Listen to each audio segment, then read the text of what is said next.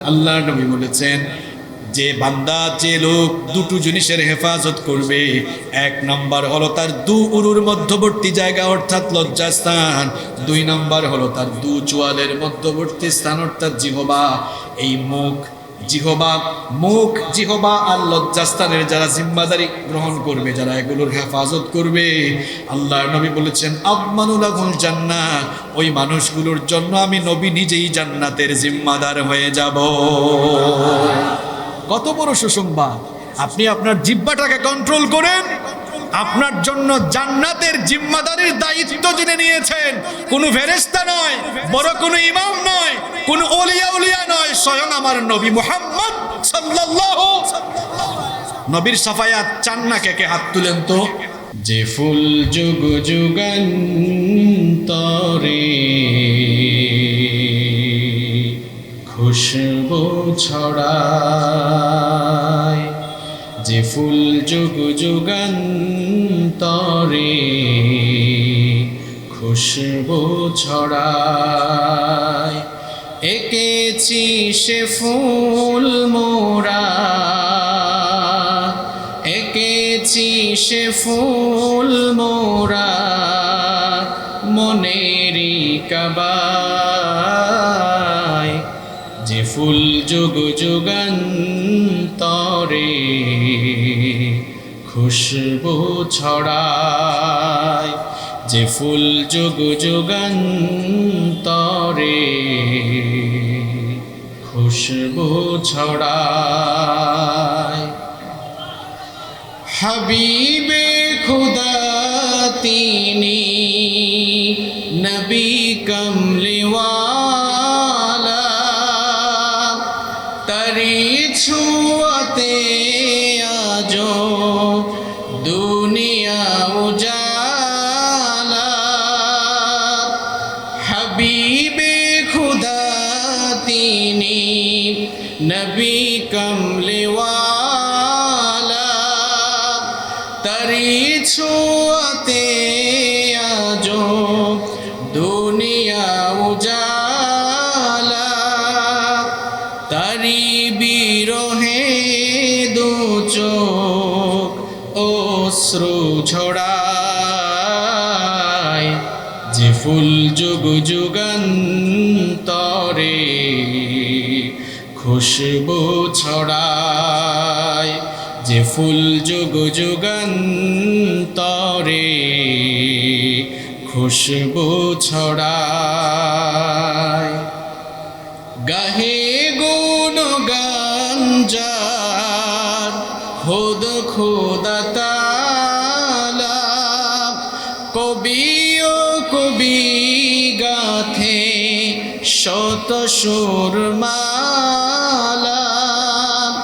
গাহে গুণগান যার খুদ খুদা তাআলা, কবি ও কবি গাথে শত সুরমালা, ঝরে শোধাও বিরত কভু না ফুরায়, যে ফুল যুগ যুগান্তরে খুশবু ছড়ায়, যে ফুল যুগ যুগান্তরে খুশবু ছড়ায়, এঁকেছি সে ফুল মোরা, এঁকেছি সে ফুল মোরা মনেরি কাবায়। যে ফুল মানে কোন ফুল? মুহাম্মদ সাল্লাল্লাহু। যে ফুল যুগ যুগান্তরে, আমার নবী চলে গিয়েছেন কিন্তু তার আদর্শের খুশবু আজও যুগ যুগান্তর ধরে পৃথিবীতে ছড়িয়ে যাচ্ছে, ঠিক কিনা? এজন্যই কবি লিখেছেন যে ফুল যুগ যুগান্তরে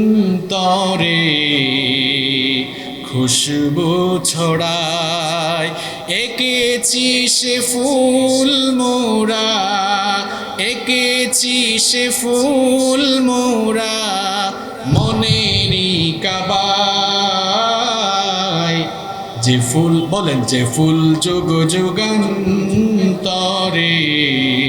খুশবু ছড়ায়, যে ফুল যুগ যুগান্তরে খুশবু ছড়ায়। বাংলাদেশের অত্যন্ত সুপরিচিত ঐতিহ্যবাহী খুলনা বিভাগের সাতক্ষীরা জেলার সদর উপজেলার অন্তর্গত থানাগাতা আমিনিয়া মাদ্রাসা ময়দানে আয়োজিত বসিরহাটের খ্যাতনামা পীরে কামেল হাফিজুল হাদিস প্রখ্যাত মুহাদ্দিস মুফাসসির কোরআন ফকিহ শাহ সুফি আলহাজ হযরত আল্লামা রুহুল আমিন রাহিমাহুল্লাহ এর মৃত্যুবার্ষিকী উপলক্ষে এবং অত্র এলাকাবাসীর উদ্যোগে আয়োজিত 3 দিন ব্যাপী ঐতিহাসিক ওয়াজ মাহফিলের আজকের প্রথম দিনের মুহতারাম স্বনামধন্য সুযোগ্য সভাপতি, মাহফিলে উপস্থিত আমার শ্রদ্ধাভাজন উলামায়ে কিরাম, মঞ্চে উপস্থিত অত্র এলাকার সম্মানিত এবং বিশিষ্ট ব্যক্তিবর্গ, উপস্থিত বিভিন্ন রাজনৈতিক দলের সম্মানিত নেতৃবৃন্দ, সামাজিক নেতৃবৃন্দ, আমার আগে কোরআন এবং সুন্নাহ থেকে অত্যন্ত প্রাঞ্জল ভাষায় আলোচনা করেছেন আমার অত্যন্ত প্রিয় মানুষ, বিশিষ্ট আলেম দ্বীন, আপনাদের এই খুলনা বিভাগের কৃতি সন্তান, আপনাদের অনেকের পছন্দের মানুষ হযরত মাওলানা রাবিউল ইসলাম আতালাল্লাহু উমরাহু ওয়া বারাকাল্লাহু ফি হায়াতিহি। আমরা সবাই বলি আমিন। আমিনের আওয়াজ এত ছোট হলো, হয়তো অনেকে মনে মনে ভেবেছেন হুজুর আরেকজনের জন্য দোয়া করেছেন, এখানে আমরা আমিন বললে আমাদের তো কোনো লাভ নেই। হয়তো অনেকে এমন ধারণা করেছেন, 2-3 জন ঠিকও বলছে। এই ঠিক বেঠিক এগুলো এখন মাহফিলে ফ্যাশন হয়ে গিয়েছে। যেটা বলতে চাচ্ছিলাম, আপনাদের হয়তো অনেকের এই ধারণা যে হুজুর কান্নাকার জন্য দোয়া করেছেন, আমিন আমরা যদি বলি আমাদের তো লাভ নাই, যার জন্য দোয়া করছে সব তারই লাভ। না, আমার ইসলাম উদার। যদিও আমরা অনেকে সংকীর্ণ মনা, কিন্তু আমার ইসলাম এতটা সংকীর্ণ নয়, ইসলাম উদার। আমার প্রিয় নবী আল্লাহর হাবিব মুহাম্মদুর রাসূলুল্লাহ সাল্লাল্লাহু আলাইহি ওয়াসাল্লাম কি চমৎকার কথাই না বলেছেন। তিনি বলেছেন, যখন কোনো মুসলমান তার আরেকজন মুসলমান ভাইয়ের জন্য দোয়া করে, ফেরেশতা আল্লাহর কাছে আরজি জানায়, রব তোমার এই বান্দা তার আরেক ভাইয়ের জন্য যে দোয়াটা করেছে, যার জন্য দোয়া করেছে, তার জন্য কবুল করার আগে যে দোয়াটা করেছে, আপনি তার জন্য আগে এটা কবুল করুন। তাহলে আমি আরবিতে বলেছি আতালাল্লাহু উমরাহু ওয়া বারাকাল্লাহু ফি হায়াতিহি, অর্থাৎ বলেছি আল্লাহ তোমার এই বান্দা অর্থাৎ রবিউল ভাইয়ের নেক হায়াত বাড়িয়ে দাও, হায়াতের মধ্যে বরকত দাও। তাহলে নবীজির হাদিস অনুযায়ী আমিন বলে আমরা সবাই তার জন্য দোয়া করলে এই দোয়াটা আগে কবুল হবে কার জন্য? তাহলে আমিন আসতে বললেন কেন? বুঝে শুনে কেউ কি লস করতে চায়? তাহলে আরো আসতে বলেন তো আমিন। দেখছেন সবাই স্বার্থের পাগল আসলে। যাই হোক, আল্লাহ কবুল করেন। মাহফিলের সম্মানিত পরিচালক, তত্ত্বাবধায়ক, আমার শ্রদ্ধাভাজন বড় ভাই, তিনি বলেছেন কিছুক্ষণ আগে যে অনেক মাহফিল একসাথে একই পোস্টারে নাম থাকে, কিন্তু আমাদের কখনো দেখা হয়নি। আজ প্রথম দেখা হয়েছে। ভাইয়ের আন্তরিকতা, ভালোবাসায় আমি সত্যি অনেক মুগ্ধ হয়েছি। আর সবচেয়ে বড় কথা হলো, কাউকে পাশে বসিয়ে রেখে সামনাসামনি তার প্রশংসা করা ঠিকও নয়। তবে এতটুকুন বলবো, তিনি আপনাদের এলাকার সোনার টুকরা সন্তান। আমার গ্রামের বাড়ি সিলেটে, আমি চিটাগাংয়ে থাকি। চট্টগ্রাম এবং সিলেটে ওনার অনেক সুনাম, সুখ্যাতি, পরিচিতি রয়েছে। সুতরাং আপনাদের এলাকার সোনার টুকরা সন্তান, এবং এটা তো ওনার শ্বশুর বাড়ি, তাই না? সুতরাং ওনার শ্বশুর বাড়ির মানুষরাও আমি বলবো অনেক সৌভাগ্যবান।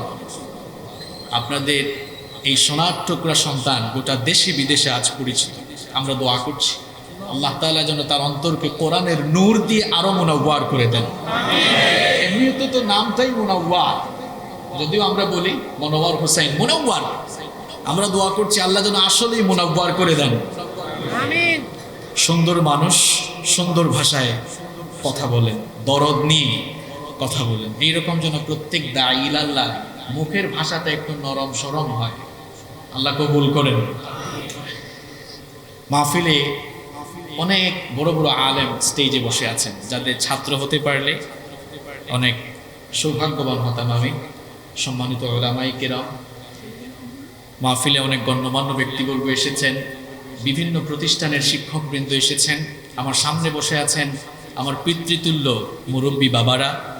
যুগে যুগে আল্লাহর জমিনে আল্লাহর দ্বীনকে প্রতিষ্ঠার জন্য যারা সবচাইতে বেশি অগ্রণী ভূমিকা পালন করেছেন, আমার কলিজার টুকরা প্রিয় যুবক এবং তরুণ ভাইয়েরা, স্কুল, কলেজ, ইউনিভার্সিটি এবং বিভিন্ন মাদ্রাসা পড়ুয়া আমার প্রাণ প্রিয় ছাত্র ভাইয়েরা, ঘরে বসে মহিলা প্যান্ডেল থেকে এবং পর্দার অন্তরায় থেকে যারা শুনছেন, আমার শ্রদ্ধেয়া সম্মানিতা মা এবং বোনেরা, মাহফিল বাস্তবায়নে সহযোগিতা করেছেন প্রশাসনের প্রিয় ভাইয়েরা, উপস্থিত মিডিয়ার প্রিয় কর্মী ভাইয়েরা, প্রাণ প্রিয় সাতক্ষীরাবাসী, আপনারা সবাই কেমন আছেন? আলহামদুলিল্লাহ, আমি অনেক ভালো আছি, কারণ এই সাতক্ষীরার মানুষকে আমি অনেক ভালোবাসি। ভালোবাসার মানুষদের সামনে আসলে এমনিতেই ভালো লাগাটা আরো বেড়ে যায়। আলহামদুলিল্লাহ, আমাদের সবাইকে ভালো রেখেছেন কে? আমাদেরকে সুস্থতার সাথে বাঁচিয়ে রেখে এই নিয়ামতের জায়গা, বরকতের জায়গা কোরআনের এই মাহফিলে আমাদেরকে আসার সুযোগ আর তৌফিক দিলেন কে? এজন্য সবটুকুন প্রশংসা আদায় করব কার?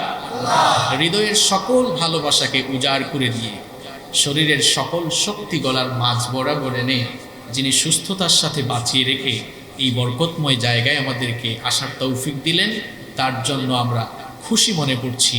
আলহামদুলিল্লাহ। প্রশংসা করেছেন কার? লাভটা হয়েছে কার? দেখছেন অবস্থা।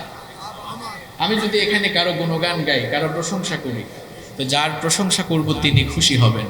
কিন্তু আমরা সবাই মিলে যখন আমাদের রবের, আমাদের মাবুদের প্রশংসা করি, তখন লাভটা কিন্তু আমাদেরই হয়। লাভটা কার হয়? আমাদেরই হয়। লা ইন শাকারতুম লা আযীদান্নাকুম।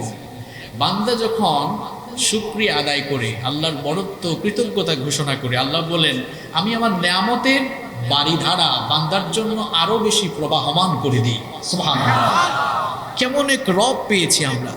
আহারে, প্রত্যেকটি দিন, প্রত্যেকটি মুহূর্তে আমরা আমাদের রবের নেয়ামতের সাগরে ডুবে আছি। নেয়ামতের সাগরে নিমজ্জিত থেকে আমরা আমাদের রবের সঙ্গে কত না নাফরমানি করি। আমাদেরকে বাঁচিয়ে রাখছেন কে? আসতে বলবেন না, বাঁচিয়ে রাখছেন কে?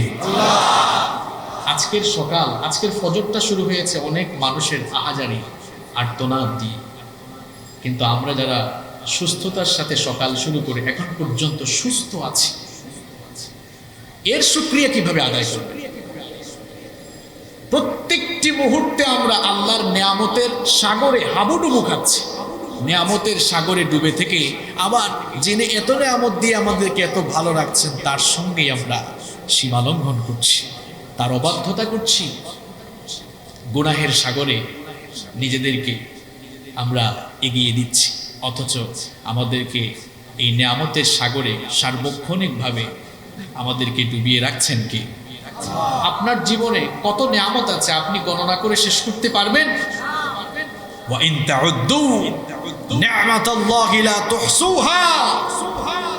বান্দা, তোমাকে কত নেয়ামত দিয়েছি, তুমি যদি গণনা করো, তোমার এই গণনা স্টার্ট হলে তুমি গুনতে গুনতে কিয়ামত হয়ে যাবে।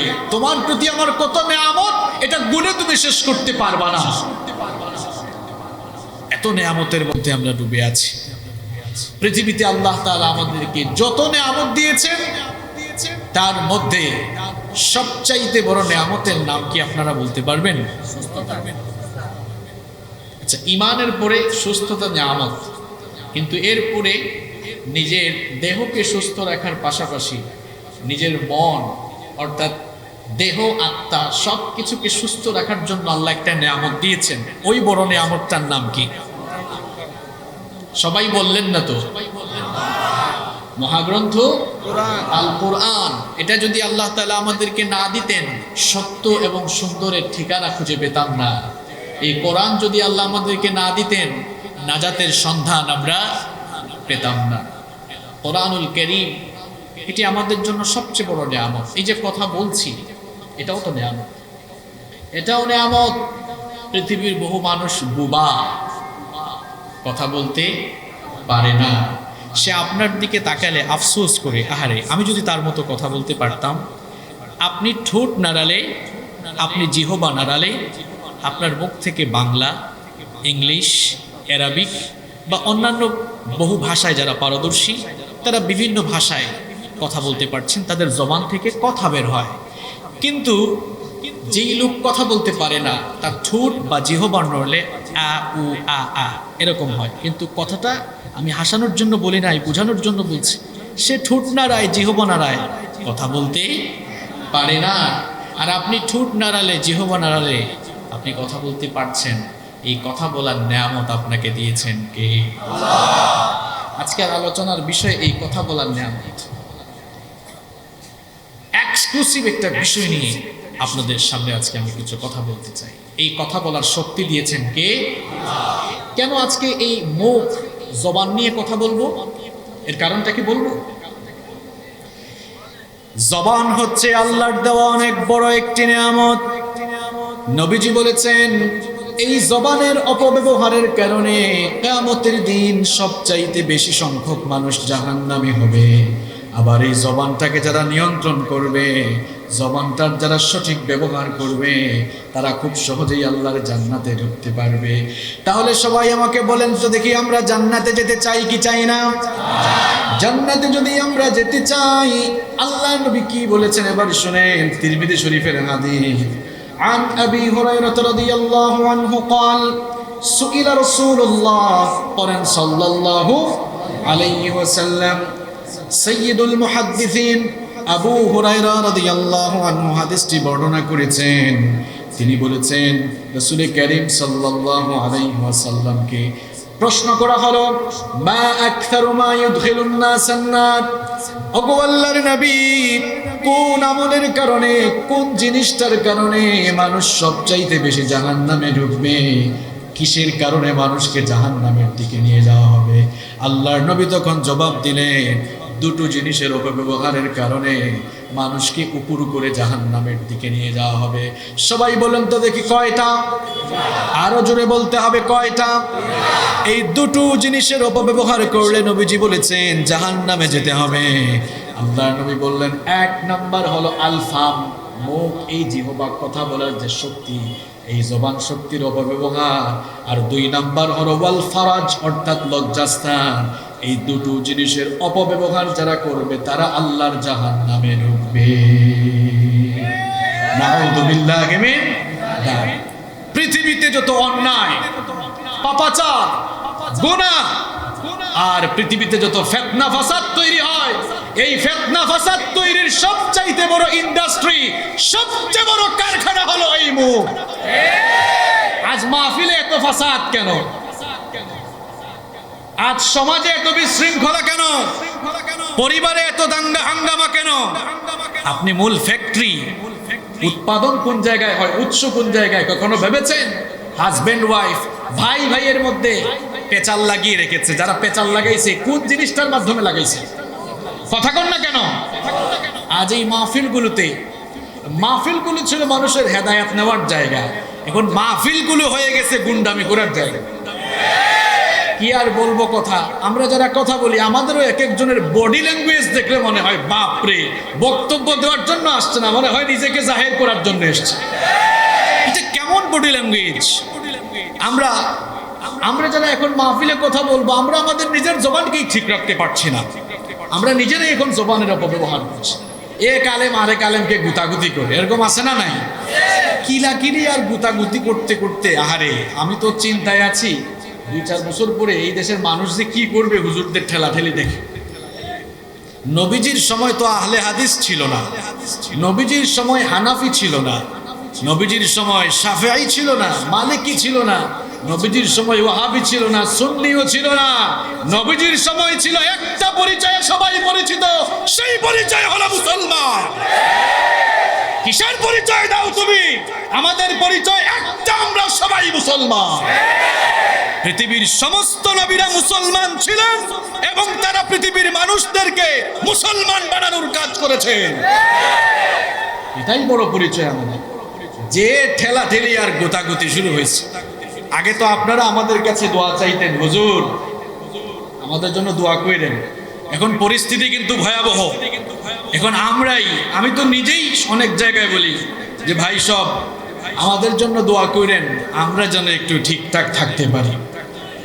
কারণ আমাদের মধ্যে যে বিভেদ আর যে ঠেলাঠেলি, আলেমে আলেমে বিভেদ এখন জালেমে জালেমে দোস্তি, আলেমে আলেমে বিভেদ এখন জালেমে জালিমে দোস্তি, পথের ঠিকানা জানা নেই কারো, কে কোথায় পাবে স্বস্তি, কে কোথায় পাবে স্বস্তি।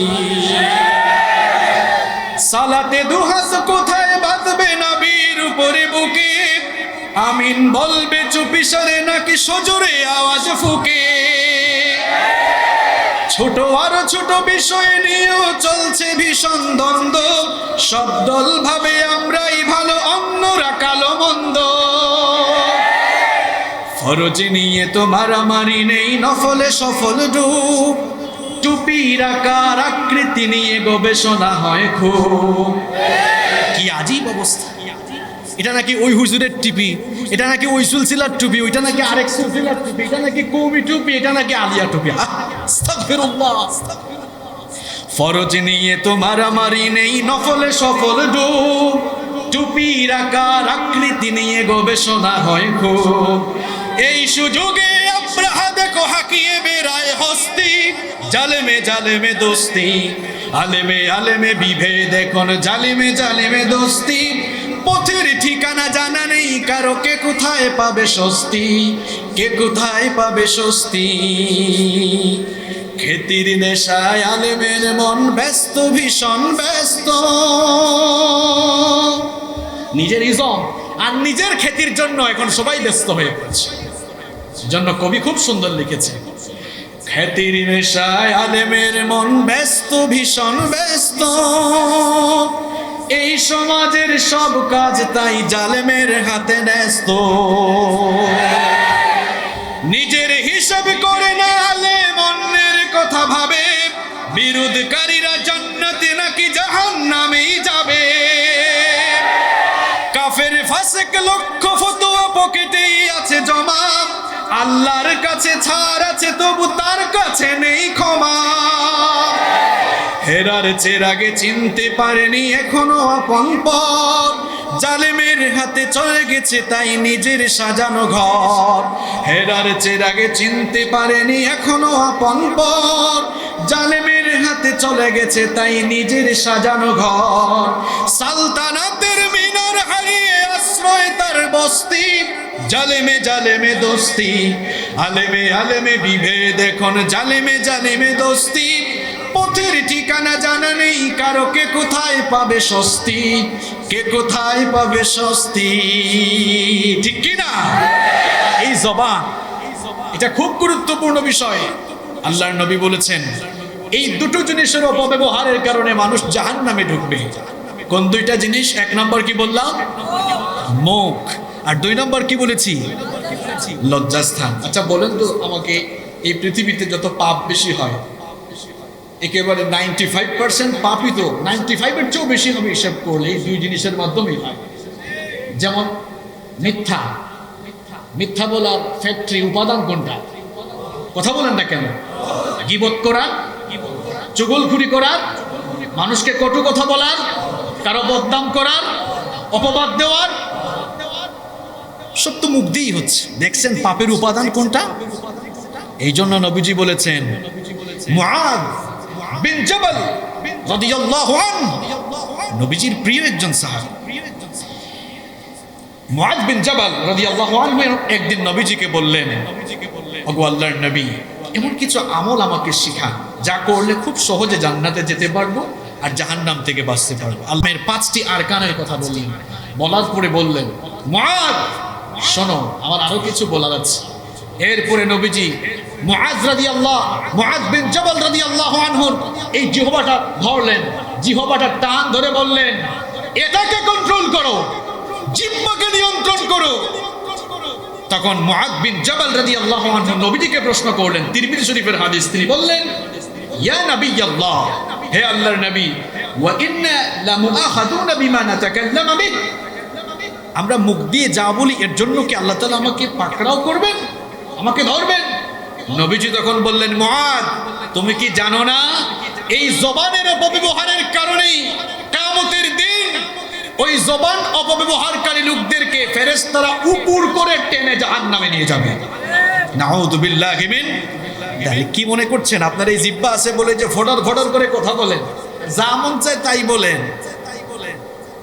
এই জবানের অপব্যবহারকারীরা এরা কিন্তু আল্লাহর পাকড়াও থেকে বাঁচবে না। এই জবানের অপব্যবহার করলে যেমন জাহান্নামে যাওয়া লাগবে, পক্ষান্তরে যে সকল বান্দারা এই জবানের সঠিক ব্যবহার করবে, এই জবানটাকে যারা নিয়ন্ত্রণ রাখবে, তাদের ব্যাপারে সুসংবাদ দিয়েছেন মুহাম্মদ, সবাই পড়েন সাল্লাল্লাহু আলাইহি ওয়াসাল্লাম। বুখারী শরীফের হাদিস, আল্লাহর নবীর হাদিস, বুখারীর বর্ণনা, আন সাহাল ইবনে সাদ আন রাসূলিল্লাহি সাল্লাল্লাহু আলাইহি ওয়াসাল্লাম, সাহাল বিন সাদ রাদিয়াল্লাহু আনহু নবীজি থেকে এই হাদিসটি বর্ণনা করেছেন। নবীজি বলেছেন, মাইয়াদমানলি মা বাইনা লাহিহি ওয়া মা বাইনা রিজলাইহি আদমানু লাহুল জান্নাহ। আল্লাহর নবী বলেছেন, যে বান্দা, যে লোক দুটো জিনিসের হেফাজত করবে, এক নাম্বার হলো তার দু উরুর মধ্যবর্তী জায়গা অর্থাৎ লজ্জাস্থান, 2 নাম্বার হলো তার দু চোয়ালের মধ্যবর্তী স্থান অর্থাৎ জিহ্বা। এই জিহ্বা আর লজ্জাস্থানের যারা জিম্মাদারি গ্রহণ করবে, যারা এগুলোর হেফাজত করবে, আল্লাহর নবী বলেছেন, আদমানুল লাহুল জান্নাহ, ওই মানুষগুলোর জন্য আমি নবী নিজেই জান্নাতের জিম্মাদার হয়ে যাব। কত বড় সুসংবাদ! আপনি আপনার জিহ্বাটাকে কন্ট্রোল করেন, আপনার জন্য জান্নাতের জিম্মাদারির দায়িত্ব যিনি নিয়েছেন কোনো ফেরেশতা নয়, বড় কোনো ইমাম নয়, কোনো উলিয়া নয়, স্বয়ং আমার নবী মুহাম্মদ সাল্লাল্লাহু। নবীর সাফায়াত চান না কে কে? হাত তুলেন তো। নবীর সাফায়াত চান কে কে? এবার দু হাত তুলে আল্লাহকে দেখা।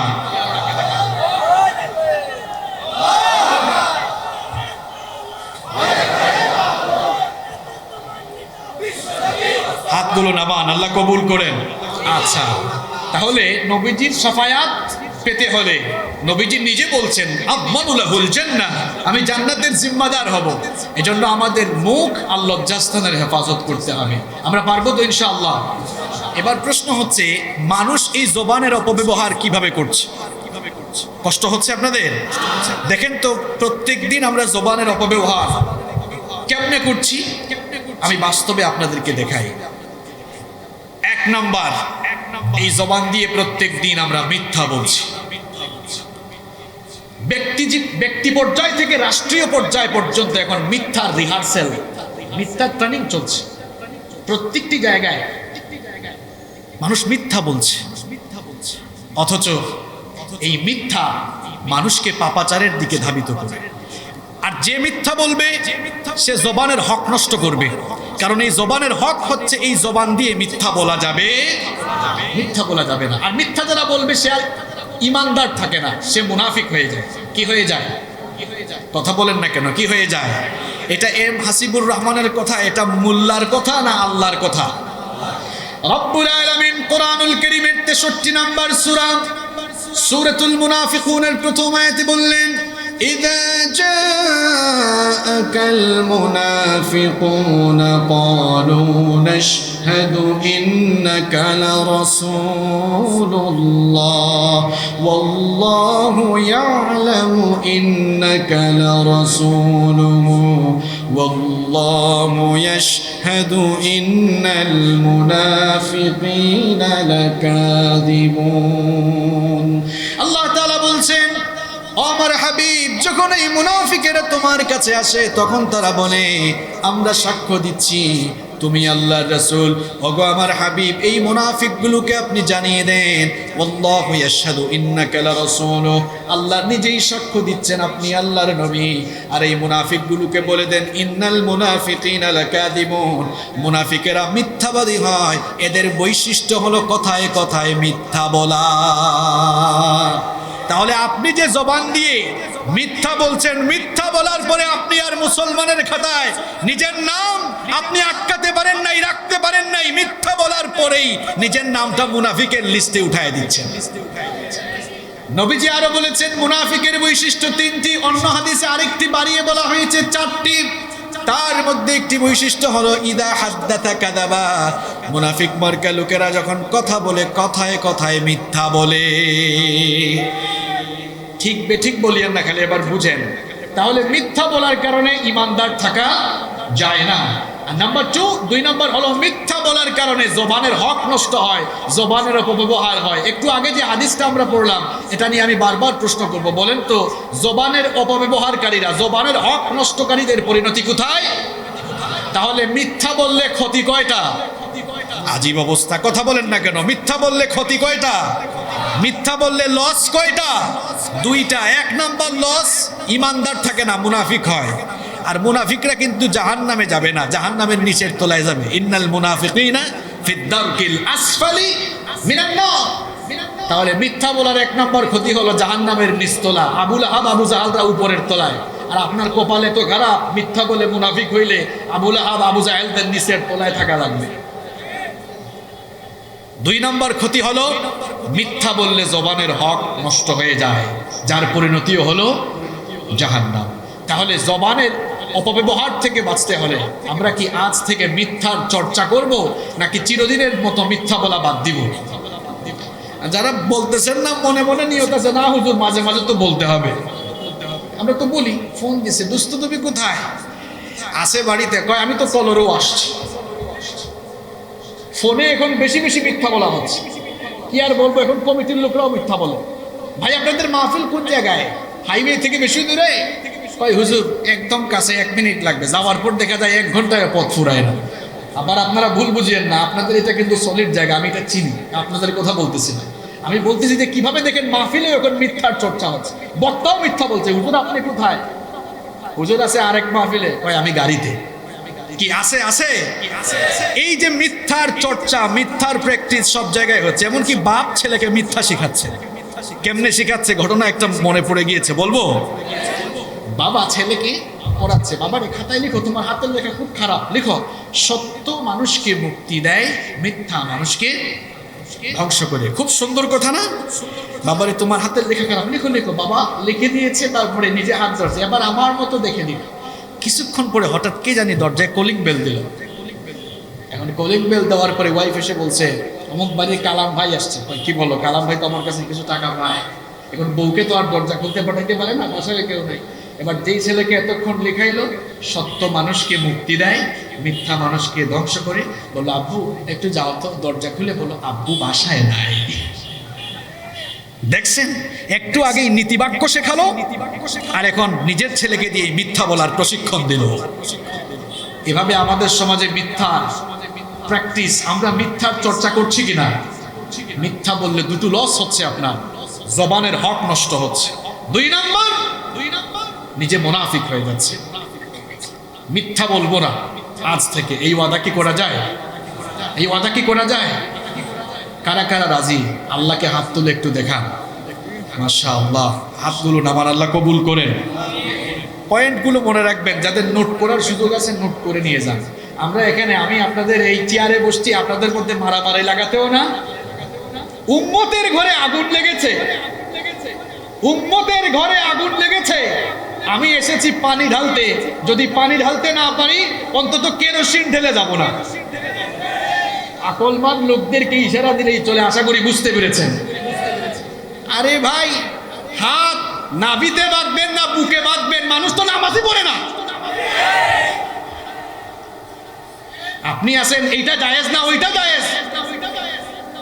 মানুষ কুরআনই এখনো ঠিক মতো পড়তে পারছে না। উম্মতের ঘরে আগুন লেগেছে, হয় আগুন নেভানোর জন্য পানি ঢালেন, যদি পানি ঢালতে না পারেন, সেই যোগ্যতা না থাকে, চুপ করে দাঁড়িয়ে থাকেন, কেরোসিন ঢেলে আপনি আরো আগুন লাগাবেন না। কি শুরু করেছেন? আল্লাহ বুঝার তৌফিক দান করেন। সম্মানিত ভাইয়েরা, তাহলে বলছিলাম মিথ্যা আমরা আর বলবো না। মিথ্যা বলবো? আল্লাহ তৌফিক দান করেন। এই জবানের অপব্যবহার কিভাবে আমরা করছি? মিথ্যা বলছি আমরা, অথচ মিথ্যাবাদী। দেখেন এরা কত খারাপ। আমি যদি আপনাদেরকে প্রশ্ন করি, বলেন তো কার মুখে দুর্গন্ধ সবচাইতে বেশি? আপনারা বলবেন হুজুর যে দাঁত ব্রাশ করে না, অথবা যার দাঁতে মুখের সমস্যা তার মুখের দুর্গন্ধ বেশি। না, আপনাদের এই কথা বল। তিরমিজি হাদিসে আল্লাহর নবী বলেছেন, মিথ্যাবাদীর মুখের দুর্গন্ধ এত মারাত্মক, মিথ্যাবাদী যখন মিথ্যা কথা বলে তার এই মিথ্যা কথার দুর্গন্ধ এত মারাত্মক। ইদা কাযাবাল আবদ, যখন কেউ মিথ্যা বলে, তাবাআদা আনহুল মালাক মিলান মিন নাকলিন মা জাআ বিহি। আল্লাহর নবী বলেছেন তার মিথ্যা কথার দুর্গন্ধে রহমতের ফেরেশতা 1 মাইল, কোন বর্ণনা এসেছে রহমতের ফেরেশতা মিথ্যা কথার দুর্গন্ধে দৃষ্টিসীমার বাহিরে চলে যায়। নাউযু বিল্লাহি মিন। তাহলে মিথ্যা কথা বলার দুর্গন্ধ এত বেশি যে মিথ্যা বলার দুর্গন্ধে রহমতের ফেরেশতা পর্যন্ত তার কাছ থেকে চলে যায়। তাহলে যার সাথে রহমতের ফেরেশতা থাকে না, তার সাথে সাথী হয় কে? এটাও বলতে পারলেন না, সাথী হয় কে? তাহলে মিথ্যা যারা বলবে তারা কি নবীজির সাথী না শয়তানের সাথী? আমরা শয়তানের সাথী হব নাকি নবীজির আশেক, নবীজির উম্মত হব? নবীজির আশেক, নবীজির উম্মত হতে হলে মিথ্যা বলা ছেড়ে দিতে হবে। আমরা পারবো তো ইনশাআল্লাহ? নাম্বার 2, আসেন এই জবানের অপব্যবহার কিভাবে আমরা করছি দেখেন। এই জবানের অপব্যবহার হয় 2 নাম্বার যে পদ্ধতিতে, এই জবান দিয়ে আমরা খালি গালাগালি করি, যে যেখানে সুযোগ পায় গালাগালি করি। হুজুর দেখলেও গালাগালি, টুপিওয়ালা মোল্লা, হ্যাঁ এই মোল্লা সেই মোল্লা, মৌলবাদী জঙ্গিবাদী, এরকম গালাগালি আছে না নাই? এখন আবার এক হুজুর আরেক হুজুরকে গালি দেয়, এক ভাই আরেক ভাইকে গালি দেয়, একজন আরেকজনকে গালি দিচ্ছে, এক বোন আরেক বোনকে গালি দিচ্ছে। এই যে আমরা গালিগালাজ করছি, গালিগালাজ করে আমরা জবানের হক নষ্ট করছি। 2 নাম্বার মুনাফিকের আরেকটি বৈশিষ্ট্য, ইদা খাসামা ফাজারা, যখন সে ঝগড়া করে তখন অশ্লীল ভাষায় গালাগালি করে। তাহলে গালিগালাজ করলে জবানের হক নষ্ট হয়। আর সবচেয়ে বড় কথা হলো, গালি দিলে সবচেয়ে নিজের লস। গালি দিলে কার লস? যে গালি দিবে তার লস। কথাটা আমার নয়, বলেছেন মুহাম্মদ, পড়েন সাল্লাল্লাহু আলাইহি ওয়াসাল্লাম। তিরমিজি শরীফের হাদিসে আল্লাহর নবী বলেছেন, আল মুস্তাব্বানি মা ক্বালা ফাআলাল বাদি মিনহুমা মা লাম ইয়াতাদিল মাজনুন। যখন 2 ব্যক্তির মধ্যে গালিগালাজের চর্চা হয়, কেউ যখন গালি দেয়, গালিটা প্রথম যে ব্যক্তি দিবে তার উপরেই ওই গালিটা গিয়ে পড়ে যায়। আপনি যাকে গালি দিয়েছেন গালিটা তার উপর পড়ে না। ওই যে বলে না, উপর দিকে থুতু মারলে কার উপরে পড়ে?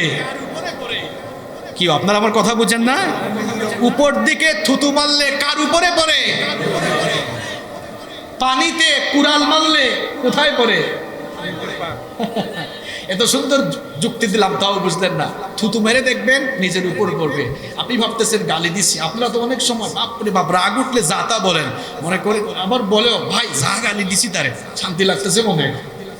গালিটা যে দিলেন নবীজির কথা অনুযায়ী, গালিটা তার উপর পড়লো না সব আপনার উপরে পড়লো? সব আপনার নিজের উপরে পড়ে গেল। আর সবচেয়ে বড় কথা হলো, নবীজি বলেছেন, সিবাবুল মুসলিমি ফুসুকুন ওয়া কিতালুহু কুফরুন। কোন মুসলমানকে গালি দেওয়া ফাসিকি আর হত্যা করা কুফর। ইসলাম কি চমৎকার ধর্ম! জঙ্গিবাদ, সন্ত্রাসবাদের সাথে ইসলামের কোনো সম্পর্ক নাই। যারা জঙ্গিবাদ আর সন্ত্রাসবাদের সঙ্গে জড়িত হয়ে মানুষকে বোমা মেরে ফেলছে, এদের সাথে, এদের আদর্শের সাথে ইসলামের কোনো সম্পর্ক। আমার ইসলাম এত সুন্দর, আল্লাহ বলেছেন যে অন্যায়ভাবে একজন মানুষকে হত্যা করলো, ফাকান্নামা কাতালান নাসা জামিআ, সেজন্য সমগ্র মানবতাকে হত্যা করলো। আর যে একজন মানুষের জীবন বাঁচালো, ফাকান্নামা আহইয়ান নাসা জামিআ, সেজন্য গোটা মানব জাতির জীবন বাঁচিয়ে দিল। সুবহানাল্লাহ। তাহলে ইসলাম জঙ্গিবাদ, সন্ত্রাসবাদের দিকে মানুষকে আহ্বান করে না, বরং ইসলাম মানুষকে শান্তির দিকে, নিরাপত্তার দিকে, সত্য আর সুন্দরের দিকে আহ্বান করে। সম্মানিত ভাইয়েরা, তাহলে এই জবানের হক নষ্ট হয় এই জবান দিয়ে মানুষকে অশ্লীল ভাষায় গালিগালাজ করে। এখন তো গালাগালি করার জন্য একটা সুন্দর প্ল্যাটফর্মও আছে। কে বলতে পারেন, বুদ্ধিমান কে আছেন বলেন তো, এটার নাম কি? হ্যাঁ, না না না, মানে সবাই যেন একটু গালিগালাজ দিতে পারে, লিখতে পারে, একটা জায়গা আছে।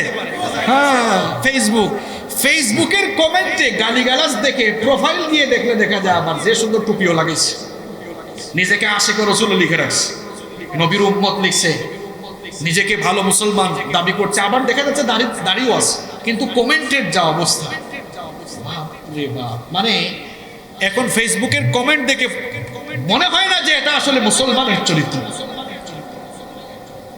যা মন চায় তাই লিখছেন, তাই পোস্ট করছেন, যা মন চায় যাকে মন চায় গালি দিচ্ছেন। আপনি মরে গেলেও কিন্তু এগুলা থেকে যাবে, এগুলো কিন্তু ফেরেশতার খাতায় রেকর্ড হয়ে গিয়েছে।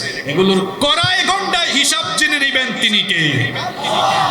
কি শুরু করছেন আপনি? যা মন চায় এই জবান দিয়ে তাই বলবেন, আর আল্লাহ আপনাকে ছেড়ে দিবেন। মা ইয়ালফিজু মিন কাউলিন ইল্লা লাদাইহি রাকিবুন আতীদ। জবান দিয়ে কি বলছেন আপনি ভাবছেন রেকর্ড হচ্ছে না, সব রেকর্ড করছেন কে? আল্লাহর কাছে সব সংরক্ষিত হচ্ছে, এগুলোর কড়াই গন্ডায় হিসেব হবে। তাহলে জবানের অপব্যবহার হয় 2 নাম্বার, কি দিলে? কথা বলেন, কি দিলে? এমনকি মৃত মানুষকেও গালি দিবেন না। নবীজি বলেছেন লা তাসুব্বুল আমওয়াত, বুখারীর বর্ণনা। মৃত মানুষকে গালি দিও না, কারণ সে তো মারা গিয়েছে, চলে গিয়েছে, তার ফয়সালা এখন কার কাছে হবে? আপনি গালি দিয়ে নিজেকে গুনাহগার করছেন কেন? আল্লাহ তাআলা তুমি আমাদেরকে হেদায়াত দিয়ে আমাদের অন্তরটাকে আলোকিত করে দাও। আরো আসতে বলেন আমিন। এই জবানের অপব্যবহার হয় নাম্বার 3 নাম্বার যে কারণে, সেটি হচ্ছে আল গীবাহ, গীবত করলে। বলেন তো, গীবত করে মানুষ কি দিয়ে? মুখ দিয়ে, জিহ্বা দিয়ে তো বলে বলে গীবত করে। এখন প্রশ্ন হচ্ছে হোয়াটস দ্য মিনিং বা হোয়াটস দ্য ডেফিনেশন অফ গীবাহ? এই গীবতের ডেফিনেশন কি এটা আমি বলবো না, গীবতের পরিচয় আমি দিব না, কিংবা কোন আলেম বলেছে সেটাও বলবো না। গীবতের সংজ্ঞা দিব সরাসরি মুহাম্মাদুর রাসূলুল্লাহ সাল্লাল্লাহু আলাইহি ওয়াসাল্লামের ভাষায়। দেখেন নবীজি গীবতের ব্যাপারে কি বলছেন। নবীজি একদিন সাহাবীদেরকে বললেন, আতাদরুনা মাল গীবা, তোমরা কি জানো নাকি গীবত কি? গীবতের পরিচয় বলতে পারো নাকি? সাহাবায়ে কেরাম অনেক কিছু জানলেও বিনয় প্রকাশ করে বলতেন আল্লাহু ওয়া রাসূলুহু আলাম, এ ব্যাপারে আল্লাহ এবং তার রাসূলই সব চাইতে ভালো জানেন। তারা এই কথা বলার পর নবীজি বললেন, আমার সাহাবীরা শোনো, গীবতের পরিচয় আমি তোমাদেরকে দিচ্ছি।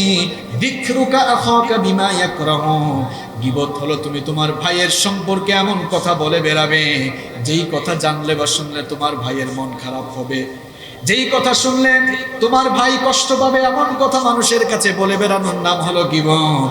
এক সাহাবী বলে উঠলেন, ওগো আল্লাহর নবী, ইনকানা ফি আখি মা আকুনু, আমি যা বলি সব যদি আমার ভাইয়ের চরিত্রে থাকে, আমি যা মানুষকে জানালাম, যা মানুষকে বললাম, সব যদি তার চরিত্রের মধ্যে থাকে, তাহলে সেটাও কি গীবত হবে নাকি?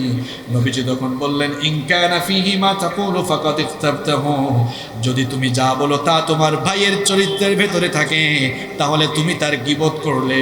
ওয়া ইল্লাম ইয়াকুন ফীহি ফাকাদ বাহাত্তাহু, আর তুমি যা বলেছো তা যদি তার চরিত্রে না থাকে, তাহলে তুমি তাকে অপবাদ দিলে। তাহলে আরেকজনের কথা বলে বেড়ানো। আপনি বলতেছেন ভাই মানুষ খুব খারাপ, এটা করছে ওইটা করছে, চুরি করছে, চুরিও করুক, আপনি বলছেন এটা করছে ওইটা করছে। এখন যদি সত্যি বলে থাকেন তাহলে সেটা গীবত হলো, আর যদি তার সম্পর্কে মানুষকে মিথ্যা বলে বেড়ান তাহলে অপবাদ হলো। এখন বলেন তো, গীবত আর অপবাদ দুইটাই ভালো কাজ নাকি গুনাহের কাজ? তাহলে ছিদ্রান্বেষণ আমার সমাজে, আমার দেশে ছিদ্রান্বেষণ বেশি না কম? ছিদ্রান্বেষণ মানে বুঝেন, একটু সহজ বাংলায় বলি, কোনো জায়গা ঠিকঠাক আছে, গিয়ে হঠাৎ করে একদম ছিদ্র করে দিছে। এখন আমরা ছিদ্রান্বেষণে অভ্যস্ত হয়ে গিয়েছি। আমরা খালি মানুষের দোষ ত্রুটি তালাশ করি, কে কি করলো এটা দেখি, নিজের হিসাব আমরা করি না। নিজের হিসাব করেন, আত্মসমালোচনা করেন। মানুষকে নিয়ে সমালোচনার আগে নিজের চরকায় তেল দেন। আগে নিজেকে নিয়ে একটু ভাবেন, আয়নার সামনে নিজের চেহারা দেখেন, নিজের চরিত্র আগে ঠিক করেন। গীবত এটি এত মারাত্মক গুনাহ, নবীজি বলেছেন আল গীবাতু আশাদ্দু মিনাজ জিনা, গীবত জিনার চাইতেও মারাত্মক। পরিচিত হাদিস, পরিচিত কথা জানেন, আমি যেটা বলতে চাই, গীবত জিনার চাইতে মারাত্মক হলো কেমনে? কেমনে মারাত্মক হলো? এক সাহাবী বললেন, নবীজিকে প্রশ্নই করে বসলেন যে ইয়া রাসূলুল্লাহ, পড়েন সাল্লাল্লাহু আলাইহি ওয়াসাল্লাম, লিমাযা, এটা কিভাবে হলো? গীবত জিনার চাইতে মারাত্মক হলো কেমনে? নবীজি তখন বললেন, লিআন্না রাজুলা ইয়াজনি ফায়াতুবু ইলাল্লাহ ফায়াতুবু আল্লাহু আলাইহি। যখন আল্লাহর কোনো বান্দা গীবত করে, যখন আল্লাহর কোনো বান্দা জেনা করে, জেনা করার পর আল্লাহর কাছে তওবা করলে, এটা কার হকের সাথে সংশ্লিষ্ট? আল্লাহ। আল্লাহ চাইলে মাফ করে দিতে পারেন, কিন্তু ওয়াল গীবাতু লা তুগফার হাত্তা ইয়াগফিরাহা সাহিবুহা। কিন্তু যখন কেউ গীবত করে, যার নামে গীবত করেছে, সে যদি তাকে মাফ না করে, আল্লাহ তাকে মাফ করবেন না। কারণ এটা আল্লাহর হক না বান্দার হক? আপনি গীবত করে বান্দার হক নষ্ট করেছেন। বান্দার হক এটা খুব সেনসিটিভ বিষয়। বান্দার হক নষ্ট করে কেউ যদি ওই বান্দার কাছে ক্ষমা না আছে, কাবা শরীফের ইমামের কাছেও গিয়ে তাওবা করে, আল্লাহ তার তাওবা ততক্ষণ কবুল করবেন না যতক্ষণ না ওই বান্দা তাকে মাফ করে। আপনি যে একটু সুযোগ পাইয়াই মানুষের ঘর বাড়ি দখল করেছেন, ঘর বাড়ি থেকে বের করে দিয়েছেন, মানুষের উপরে জুলুম নিপীড়ন চালিয়েছেন, একটু ঈমান এনেছে, ঈমানের কথা বলেছে বলে আপনি ঐক্যবদ্ধ ষড়যন্ত্রের মাধ্যমে ঘরে থাকতে দেন না। হক নষ্ট করার কারণে পাই পাই করে আল্লাহর কাছে হিসাব দেওয়া লাগবে। কারণ এটা আল্লাহর হক নয়, বান্দার হক। ঠিক কি না? বান্দার হক খুব সেনসিটিভ জায়গা। কি মনে করছেন যা করার করছি, হস্তস করে সব একেবারে সব গুনাহ মাফ করা ক্লিয়ার, একদম অল ক্লিয়ার হয়ে শুরু চলে যাবে, এত সোজা? বান্দার হক খুব সেনসিটিভ বিষয়, খুব সেনসিটিভ বিষয়। আল্লাহ আমাদেরকে হেদায়েত দান করুন। তাহলে প্রিয় ভাইয়েরা, এই জবানের অপব্যবহার মানুষ করছে গীবত করে করে। নাম্বার 4, 4 নাম্বার হচ্ছে এই জবান দিয়ে মানুষ দ্বিমুখী কথা বলে। দ্বিমুখী স্বভাবের মানুষ চিনেন তো আপনারা? এই জবান মানুষ কিভাবে নষ্ট করছে দেখেন। মাহফিলে এসে বলে আমরা আপনাদের সঙ্গে আছি, মাহফিল থেকে নেমে যাওয়ার পরে মাহফিলটা নষ্ট করার জন্য ষড়যন্ত্র করে, মাহফিল বন্ধের জন্য কাজ করে। তাহলে এটা এক মুখা নাকি দুই মুখা মানুষ? এটা দ্বিমুখী স্বভাবের মানুষ, দুই স্বভাবের। এক এক জায়গায় এক এক কথা বলে। ইমানদারদের সামনে আসলে বলে আমরা তোমাদের সাথে আছি, আবার বেঈমানদের সাথে গেলে বলে আমরা তোমাদের সাথেও আছি। যেই দিকে বৃষ্টি ওই দিকেই ছাতা ধরে। এটা ইমানদার না মুনাফেক? এটা ইমানদার না মুনাফেক? তাহলে এইভাবে এক জবানে দুই কথা যারা বলে, এরাও তাদের, এই সকল লোকেরাও তারা তাদের জবানের হক নষ্ট করছে। নাম্বার 5, কষ্ট হচ্ছে আপনাদের? কয়েক মিনিট থাকা যাবে তো? দেখেন জবান কি, কোন বিষয় নিয়ে ওয়াজ করবো আগে নিজের জবান ঠিক করেন মি আগে। এই জবান দিয়ে কত কি করছেন আপনি দেখেন। ওয়াজ তো বহু হলো, আগে নিজের এই জিহ্বা মুখটা ঠিক করেন। এই মুখকে তো আপনি লাগামহীন করে ফেলেছেন, যা মন চায় তাই বলেন। কি শুরু করেছেন আপনি? কি হচ্ছে এই জবান দিয়ে দেখেন। নাম্বার 5, এই জবান দিয়ে মানুষ চুগলখুরি করছে। আপনার কথা উনার কাছে লাগাইছে, উনার কথা আপনার কাছে লাগাইছে। বলেন তো, কাঠ সংগ্রহ করে এরপরে আগুন জ্বালালে আগুন ধরে না আগুন নিভে? বাংলা কথা বুঝেন না? কাঠ সংগ্রহ করে আগুন ধরায় দিলে আগুন জ্বলবে না আগুন নিভবে? এই জন্য কোরআনুল কারীমে একজন মহিলাকে নিন্দা করে কাঠ বহনকারিণী বলা হয়েছে। সেই মহিলার নাম কি, কে বলতে পারবেন? মাশাআল্লাহ, আবু লাহাবের স্ত্রী উম্মু জামিল বলা হয়েছে হাম্মালাতাল। এটার অর্থ কি? আল্লাহ আবু লাহাবের স্ত্রীর পরিচয় দিচ্ছেন, সে হলো হাম্মালাতাল হাতাব, সে কাঠ বহনকারী। কারণ সে চুগলখুর ছিল, এই জন্য একটু রূপক ভাবে বলা হয়েছে লাতাল হাতাব। মুফাসসিরগণ এটার দুটো ব্যাখ্যা করেছেন, দুটো ব্যাখ্যা। কেউ কেউ বলেছেন যে সে কাঁটা সংগ্রহ করতো, রাতের বেলা কাঁটা সংগ্রহ করে এনে নবীজির ঘরের সামনে আনতো, এনে রেখে দিত, আর এজন্য তাকে বলা হয়েছে হাম্মালাতাল হাতাব। আর কোন কোন মুফাসসির এই হাম্মালাতাল হাতাবের ব্যাখ্যা করেছেন যে কাঠ সংগ্রহ করে আগুন জ্বালালে যেমন আগুন ধরে, এই মহিলা ঠিক তেমনি ভাবে একজনের কথা আরেকজনের কাছে লাগাইয়া মানুষে মানুষে সম্পর্কের আগুন ধরাই দিত, ফাটল ধরাই দিত। এই জন্য একটু রূপক ভাবে বলা হয়েছে হাম্মালাতাল। তাহলে এই চুগলখুর যারা, এদের ব্যাপারে নবীজি বলেছেন লা ইয়াদখুলুল জান্নাতা নাম্মাম, চুগলখুর কখনো জান্নাতে ঢুকবে না। অবশ্য থানাঘাটা সাতক্ষীরায় কোনো চুগলখুর নাই। আমি বলি নাই, আপনারা বলছেন, আমার কোনো দোষ নাই। তাহলে আমরা নিজেকে চুগলখুরি যুক্ত করব না চুগলখুর মুক্ত হব? যারা বললেন না তারা কি করবেন? আমরা কি চুগলখুর মুক্ত না চুগলখুর যুক্ত হব? আল্লাহ আমাদেরকে কবুল করো। কষ্ট হচ্ছে না তো আপনাদের? কষ্ট হলে হবে কেমনে? লাইনে তুলছি মাত্র, এখন না আসল কথাগুলো বলবো, সুযোগ দিবেন তো ইনশাআল্লাহ। দেখেন এই জবান কিভাবে নষ্ট হচ্ছে, এই জবানের অপব্যবহার কিভাবে হচ্ছে। নাম্বার 6 নাম্বার হচ্ছে এই জবান দিয়ে কটু কথা, কঠিন কঠিন কথা বলে মানুষের হৃদয় আমরা ভেঙে দিচ্ছি। এখন তো আমরা হুজুররাই এমন কঠিন কঠিন কথা বলবো, আরে যাকে মন চায় তাকে কাফের বানায় দিই, ফাসিক বানায় দিই। কি অবস্থা! কাফের আর ফাসিক বানায়, মুসলমান আর বানাইতে পারে না। মুসলমান বানানোর কাজ করেন। ওই যে বললাম, উম্মতের ঘরে আগুন লেগেছে, কেরোসিন ঢালবেন না, পারলে পানি ঢালেন, নইলে চুপ করে বসে থাকেন। কটু কথা বলা যাবে না। এই জিহ্বা দিয়ে কটু কথা বলে মানুষের মনে আঘাত দিয়েন না। কেন? দেহের ঘা শুকিয়ে যায়, কিন্তু মনের ঘা জন্য মানুষের মনে কষ্ট দিয়েন না। নবীজি বলেছেন, আল মুসলিমু মান সালিমাল মুসলিমুনা মিন লিসানিহি ওয়া ইয়াদিহি। বুখারী এবং মুসলিম শরীফের হাদিস, অনেক পরিচিত হাদিস। নবীজি বলেছেন, সেই ব্যক্তি হলো মুসলমান যার জিহ্বা এবং হাতের অনিষ্ট থেকে অন্য মুসলমান নিরাপদ থাকে। আপনার হাত আর মুখের কষ্ট থেকে যদি অন্য মুসলমান হেফাজত থাকে, নবীজি বলছেন এটাই হলো মুসলিম, এটাই হলো মুসলিম। একবার কিছু সংখ্যক সাহাবীরা নবীজিকে বললেন, হাদিসটি মুসনাদে আহমদের ভেতরে বর্ণিত হয়েছে, এক মহিলা মারা গেল। ওই মহিলা মারা যাওয়ার পর কয়েকজন সাহাবী বললেন, ইয়া রাসূলুল্লাহ, পড়েন সাল্লাল্লাহু আলাইহি ওয়াসাল্লাম। তারা বললেন, এই মহিলা অনেক নামাজ পড়তো, রমজান মাসে রোজা রাখতো, হজ করত, মাঝে মাঝে দান সদাকা করত, অনেক ভালো আমল করত, কিন্তু এই মহিলা তার মুখ দিয়ে প্রতিবেশীকে কষ্ট দিত, মানুষকে কষ্ট দিত।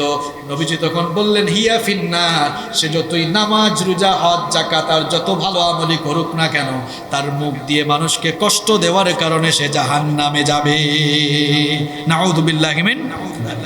এরপরে আরেক মহিলা মারা গেল। এটা কিচ্ছা শোনাচ্ছি নাকি আপনাদেরকে? হ্যাঁ, মুসনাদে আহমদের হাদিস। এই হাদিস গ্রন্থ লিখেছেন কে? ইমাম আহমদ বিন হাম্বল রাহিমাহুল্লাহ। 40,000 হাদিসের সংকলন করেছেন। আল্লাহু আকবার! কত বড় হাদিসের ইমাম ছিলেন তিনি। ইমাম আবু হানিফা, ইমাম বুখারী, ইমাম মুসলিম, এই যে ওনাদের নামের আগে আমরা ইমাম বলি, কি আপনাদের মসজিদের ইমাম সাহেবের মতো ইমাম নাকি ওনারা? কি মনে করেছেন কত বড় ইমাম? নবীজি বসে আছেন,